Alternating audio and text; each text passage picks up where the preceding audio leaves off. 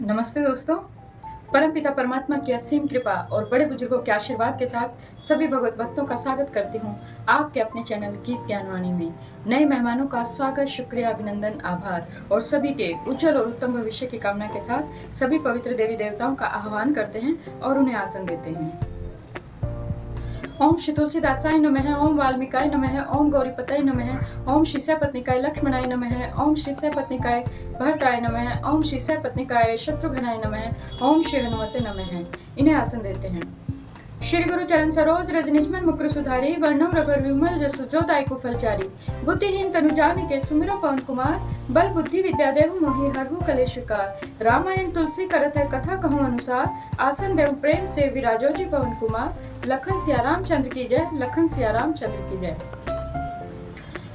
और 5वां सोपान इसका स्टार्ट होता है रामचरितमानस। 5वां सोपान सुंदरकांड। श्लोक। शांतं शाश्वतं प्रमेयं नघमं, निर्वाण शांतिं प्रदं, ब्रह्मशमी फणिनंद्र सेवम्यं निशं, वेदांत वेद्यं विभुं। रामाख्यं जगदीश्वरं शूरगुरुं माया मनुष्यनं हरिं, वंदेऽहं करुणाकरं रघुवरं भूचाल चूड़ामणि। शांत, सनातन, प्रणामों से परे, निष्पाप, मोक्ष रूप, परम शांति, परम शक्ति देने वाले ब्रह्मा, शंभु और शेष जी से निरंतर सेवित, वेदांत के द्वारा जानने योग्य, सर्वव्यापक, देवताओं में सबसे बड़े, माया से मनुष्य रूप में दिखने वाले, समस्त पापों को हरने वाले, करुणा की खान, रघुकुल में श्रेष्ठ तथा राजाओं के शिरोमणि, राजा कहलाने वाले जगदीश्वर की मैं वंदना करता हूँ। नान्यस्पृहा रघुपते हृदये अस्मि दिये, सत्यं वदामि चै भवानिखिलान्तरात्मना। भक्तिं प्रयच्छ रघुपुण्यगं निर्भरां मे, कामादि दोष रहितं कुरु मानसं च। हे रघुनाथ जी, मैं सत्य कहता हूँ और फिर आपके सबके अंतरात्मा, आप सबके ही अंतरात्मा हैं, अर्थात सब कुछ जानने वाले हैं कि मेरे हृदय की दूसरी इच्छा कोई नहीं है। हे रघुकुल श्रेष्ठ, मुझे अपनी पूर्ण भक्ति दीजिए और मेरे मन को काम आदि दोषों से रहित कर दीजिए।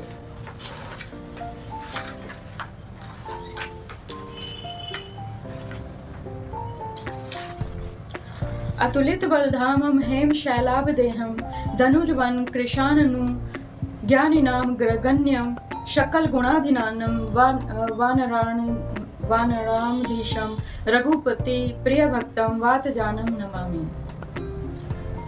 अतुल बल के धाम, सोने के पर्वत, सुमेरु पर्वत के समान कांति युक्त शरीर वाले, दैत्य रूपी वन की ध्वंस करने वाले, अग्नि रूप, ज्ञानियों में अग्रगण्य, संपूर्ण गुणों के निधान, वानरों के स्वामी श्री रघुनाथ जी के प्रिय भक्त पवन पुत्र श्री हनुमान जी को मैं प्रणाम करता हूँ। जामवंत के वचन सुहाए, सुने हनुमंत हृदय अति भाए। त्व लगी मोही परिखेहूँ तुम भाई, सही दुख कंद मूल फल खाई। जामवान के सुंदर वचन सुनकर हनुमान जी के हृदय को बहुत ही भाए। वे बोले, हे भाई, तुम लोग दुख सहकर कंदमूल फल खाकर तब तक मेरी यहीं पर राह देखना। जब लगी आवो सीता ही देखी, हो ही काजू मोही हर्ष विशेषी। यह कही नाई सभिन कहूँ माथा, चले हूँ हर्षी ही धरी रघुनाथा। जब तक मैं श्री सीता जी को देखकर लौट न आऊं, काम अवश्य होगा, क्योंकि मुझे बहुत ही हर्ष हो रहा है। यह कहकर और सबको मस्तक नवाकर और हृदय में श्री रघुनाथ जी को धारण करके हनुमान जी हर्षित होकर चले और उन्हें अब पूर्ण विश्वास हो गया है कि काम तो अवश्य ही होगा। सिंधु तीर एक भूधर सुंदर कौतुक कूदी चढ़े ताऊ पर, बार बार रघुवीर संभारी, करते पवन तने बलवारी। समुद्र के तीरे पर एक सुंदर पर्वत था। हनुमान जी खेल से ही अनायास ही कूदकर उसके ऊपर जा चढ़े और बार बार श्री रघुवीर जी का स्मरण करके अत्यंत बलवान श्री हनुमान जी उस पर बड़े ही वेग से उछले। जे ही गिरी चरण दे हनुमंता, चले उसोगा पाताल तुरंता। जिमे अमोघ रघुपति कर बाना, एहि भांति चले हनुमाना। जिस पर्वत पर श्री हनुमान जी पैर रखकर चले, जिस पर वे जिस पर से वे उछले थे वे तुरंत ही पाताल में धंस गया। जैसे श्री रघुनाथ जी का अमोघ बाण चलता है उसी तरह हनुमान जी चले। जलनिधि रघुपति दूत विचारी ते मैनाक हो ही श्रमहारी। समुद्र ने उन्हें श्री रघुनाथ जी का दूत समझकर मैनाक पर्वत से कहा कि हे मैनाक, तू इनकी थकावट दूर करने वाले हो, अर्थात अपने ऊपर इन्हें विश्राम दो। हनुमान ते ही पर सकर पुनि कीनह प्रणाम, राम काजू कीन्हे विनु मोहि कहाँ विश्राम। हनुमान जी ने उसे हाथ से छू दिया, फिर प्रणाम करके कहा, भाई श्री रामचंद्र जी का काम किए बिना मुझे विश्राम कहाँ। जात पवन सुत देवन देखा, जाने कहु बल बुद्धि विशेषा, सुरसा नाम अहिन के माता, पठिन आई कहीं ते ही बाता। देवताओं ने पवन पुत्र हनुमान जी को जाते हुए देखा। उनकी विशेष बल बुद्धि को जानने के लिए उन्होंने सुरसा नामक सर्पों की माता को भेजा। उसने आकर हनुमान जी से ये बात कही, आज सुरन मोहि दीन आहारा, सुनत वचन कह पवन कुमारा, राम काजु करी फिर मैं आवो, सीता कई सुधी प्रभु ही सुनावो। आज देवताओं ने मुझे भोजन दिया है। यह वचन सुनकर पवन कुमार श्री हनुमान जी ने कहा, श्री राम जी का कार्य करके मैं लौट आऊं और सीता जी की खबर प्रभु को सुना दूं। तब तब बदन बैठई हूँ आई, सत्य कहूँ मोहि जान दे माई, कवनेहु जतन दे नहीं जाना, ग्रस सिंह न मोहि कहेहु हनुमाना। तब तक मैं आकर तुम्हारे मुंह में घुस जाऊंगा, अर्थात आप मुझे खा लेना। हे माता, मैं सत्य कहता हूँ, अभी मुझे जाने दो। और जब किसी भी उपाय से उसने जाने नहीं दिया, तब हनुमान जी ने कहा, तो फिर मुझे खाना ले। जोजन भरी ते ही वदन पसारा, कपितनु कीन दुगनु विस्तारा, सोसर जोजन मुख ते ही ठयहु, तुरत पवन सुत 32 भयहु। उसने योजन भर 4 कोस तक मुंह फैलाया और तब हनुमान जी ने अपने शरीर को उससे दुगना बड़ा कर लिया। उसने 16 योजन का मुख किया। हनुमान जी तुरंत ही 32 योजन के हो गए। जस जस सुरसा बदनु बढ़ावा, तासु दून कपि रूप देखावा, सत जोजन तेहि आनन कीन्हा, अति लघु रूप पवन सुत लीन्हा। जैसे जैसे सुरसा मुख का विस्तार बढ़ाती थी, हनुमान जी उनको अपना उससे दुगना बड़ा रूप दिखलाते थे। उसने 100 योजन मुख किया, जो कि 400 कोस का होता है। तब हनुमान जी ने बहुत ही छोटा सा रूप धारण कर लिया। बदन पैठी पुनि बाहेर आवा, मागा विदाता ही सिरुनावा, मोहे सुरन जेहि लागी पठावा, बुद्धि बल मर्म तोड़ न पावा। और वे उसके मुख में घुसकर फिर बाहर निकल आए और उसे सिर नवाकर विदा मांगने लगे। उसने कहा, मैंने तुम्हारे बुद्धि बल का भेद पा लिया है, जिसके लिए देवताओं ने मुझे भेजा था। राम काज सब कर ही हूँ, तुम्हें बल बुद्धि निधान, आशीष दे ही गई सो हर्षी चले हनुमान। तुम श्री हनुमान जी का सब कार्य, श्री राम जी का सब कार्य करोगे, क्योंकि तुम बल और बुद्धि के भंडार हो। यह आशीर्वाद देकर वह चली गई और तब हनुमान जी हर्षित होकर चले गए। निशिचर एक सिंधु मही रही, करि माया नभु के खग गही, जीव जंतु ते गगन उड़ाई, जल विलो की तिनके परछाई। समुद्र में एक राक्षसी रहती थी। वह माया करके आकाश में उड़ते हुए पक्षियों को पकड़ लेती थी। आकाश में जो भी जीव जंतु उड़ा करते थे, वह जल में उनकी परछाई ही देखकर गही छाह सके सोने उड़ाई, एहि विधि सदा गगन चर खाई, सोई चल हनुमान कह कीना, तासु कपटु कपि तुरत ही छीना। उस परछाई को पकड़ लेती थी और जिससे वह उड़ नहीं सकते थे और जल में गिर पड़ते थे। इस प्रकार वह सदा आकाश में उड़ने वाले जीवों को ही खाया करती थी। उसने वही छल हनुमान जी से भी किया और हनुमान जी ने तुरंत ही उसके कपट को पहचान लिया। ता मारी मारुत सुत वीरा, वारिधि पार गय मति धीरा, तहाँ जाय देखी वन शोभा, गुंजत चंचरीक मधुलोभा।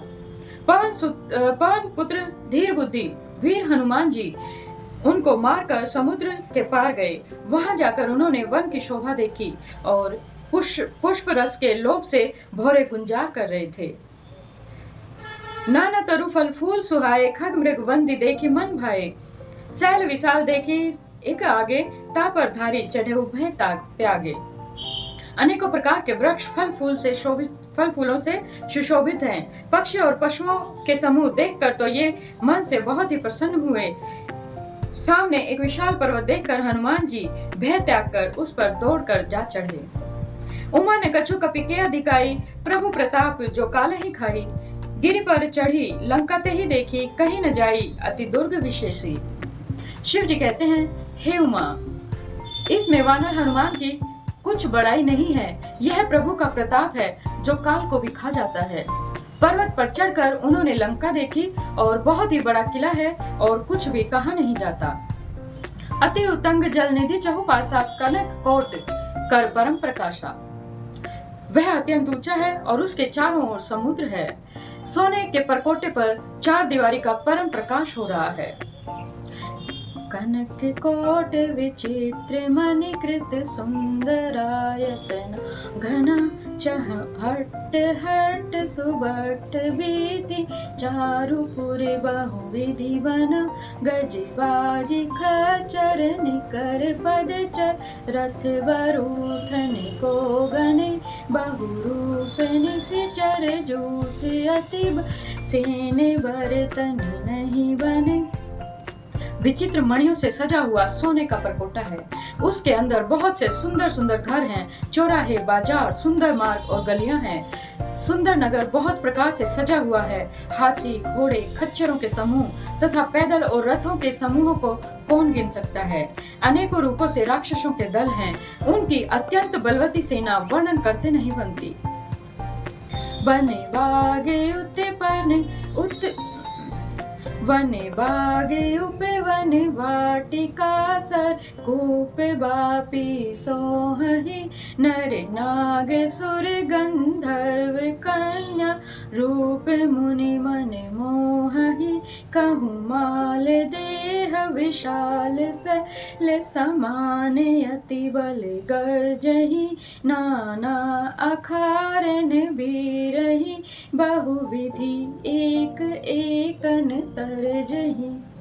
वन, बाग, उपवन, फुलवाड़ी, तालाब, कुएं और बावड़ियां सुशोभित हैं। मनुष्य, नाग, देवताओं और गंधर्वों की कन्याएं और सौंदर्य से मुनियों के भी मनों को मोह लेती हैं।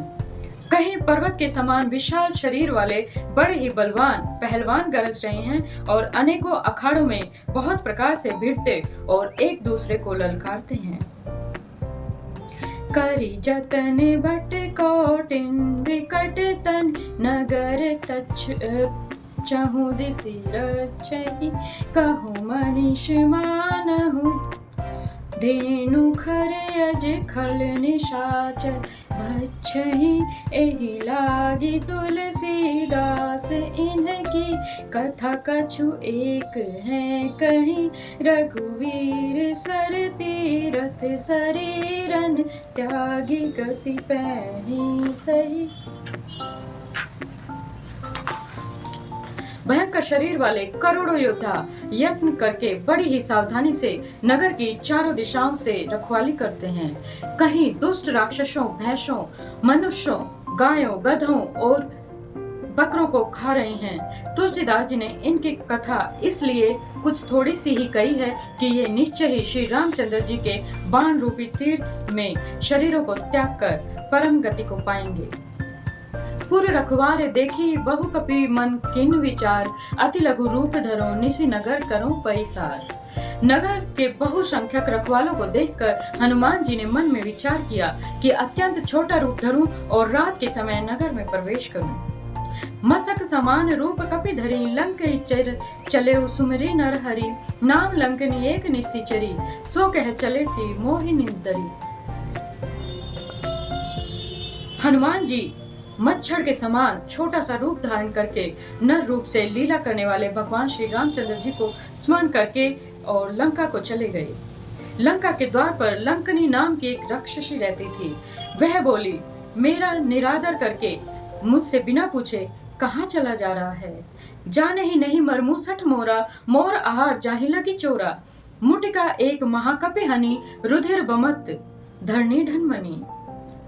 हे मूर्ख, तूने मेरा भेद नहीं जाना। जितने चोर हैं वे सब मेरे आहार हैं। महाकपि हनुमान जी ने उसे एक घूसा मारा, जिससे वह खून की उल्टी करती हुई पृथ्वी पर लुढ़क पड़ी। पुनि संभारी उठी सो लंका, जोरी पानी कर विनय सशंका। जब रावण ही ब्रह्म वर दीना, चलत विरही कहा मोहि चीन्हा। वह लंकनी फिर अपने आप को संभाल कर उठी और डर के मारे हाथ जोड़कर विनती करने लगी। वह बोली, रावण को जब ब्रह्मा जी ने वर दिया था, तब चलते समय उन्होंने मुझे राक्षसों के विनाश की यह पहचान बता दी थी। विकल होसिते कपि के मोरा, तब जाने सुनिश्चर संघारे। तात मोर अति पुण्य बहुता, देख्यो नयन राम कर दूता। जब तू बंदर के मारने से व्याकुल हो जाए, तब तू राक्षसों का संहार हुआ जान लेना। हे तात, मेरे बड़े पुण्य हैं जो मैं श्री रामचंद्र जी के दूत आपको अपने नेत्रों से देख पाई। तात स्वर्ग अपवर्ग सुख, धैर्य तुला एक अंग, तूल न ताहि सकल मिली, जो सुख लव सत्संग। हे तात, स्वर्ग और मोक्ष के सब सुखों को तराजू के एक पलड़े में रखा जाए तो भी वे सब सुख मिलकर दूसरे पलड़े में रखे हुए उस सुख के बराबर नहीं हो सकते जो क्षण मात्र के सत्संग से होता है। प्रवेशी नगर कीजे सब काजा, हृदय राखी कौशलपुर राजा। गरल सुधा रिपु करहि मिताई, गोपत सिंधु अनल सितलाई। अयोध्यापुरी के राजा श्री रघुनाथ जी को हृदय में रखे हुए नगर में प्रवेश करके सब काम कीजिए। उसके लिए विष अमृत हो जाता है, शत्रु मित्रता करने लगते हैं और समुद्र गाय के खुर के बराबर हो जाता है। अग्नि में शीतलता आ जाती है। गरुड़ सुमेरु रेणु समताहि, राम कृपा करी चितवा जाहि। अति लघु रूप धरेउ हनुमाना, पैठा नगर सुमेरी भगवाना। और हे गरुड़ जी, सुमेरु पर्वत उसके लिए रज के समान हो जाता है जो श्री रामचंद्र जी ने एक बार कृपा करके देख लिया हो। तब हनुमान जी ने बहुत ही छोटा रूप धारण किया और भगवान का स्मरण करके नगर में प्रवेश किया। मंदिर मंदिर प्रतिकर सोधा, देखे जह तह अनगिन चौधा। गयो दसानन मंदिर माहे, अति विचित्र कहे जात सुताही। उन्होंने एक एक करके प्रत्येक महल की खोज की जहां जहां असंख्य योद्धा देखे, और फिर वो रावण के महल में गए जहां अत्यंत विचित्र था और जिसका वर्णन नहीं किया जा सकता। शयन किए देखा कपि तेहि, मंदिर महु न दीखी वै दीहि। भवन एक पुनि दीख सुहावा, हरि मंदिर तह भिन्न बनावा। हनुमान जी ने रावण को शयन किए हुए देखा, परंतु महल में जानकी जी को नहीं देखा। फिर एक सुंदर महल दिखाई दिया, वहां उसमें श्री भगवान का एक अलग से मंदिर बना हुआ था। रामा युद्ध अंकित ग्रह, शोभा वर्णि न जाई। नव तुलसी का वृंद तह, देखे हर्ष कपिराई। वह महल श्री हनुमान जी श्री राम जी के धनुष बाण के चिन्हों से अंकित था। उसकी शोभा का वर्णन नहीं किया जा सकता। वहां नवीन नवीन तुलसी के वृक्ष समूहों को देखकर कपिराज हनुमान जी बहुत ही हर्षित हुए। लंका निश्चर निकर निवासा, यहाँ कहा सज्जन करवासा। मैं कहूँ तरक करे कपिलागा, ते ही समय विभूषण जाऊंगा।